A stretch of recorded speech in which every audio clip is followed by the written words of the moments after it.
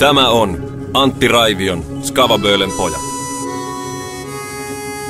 Kato, isä. Tolta se näytti silloin. Ja äiti. Silloin kun se oli vielä nuori ja kaunis. Olipa kerran mies, jolla oli 2 poikaa. Vanhempi heistä oli viisas ja rohkea ja onnistui aina mihin toimissaan ryhtyi.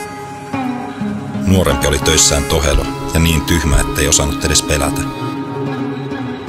Tuosta pojasta sinä saat vielä suuren ristin.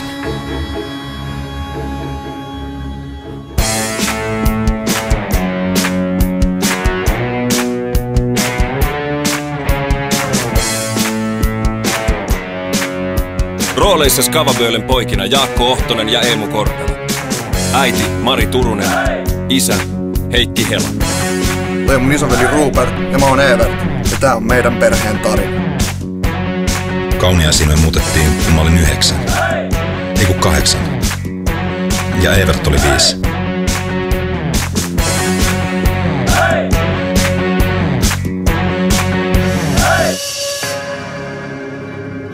Muissa rooleissa Ella Rintala, Esa Latvaäijy, Elisa Piispanen, Ilpo Hakala, Mari Posti, Kirsi-Marja Järvinen ja Petri Koskinen.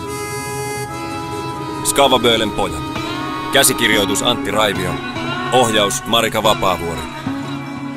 Ensi-ilta 4. syyskuuta Tampereen teatterin Frenkel-näyttämöllä.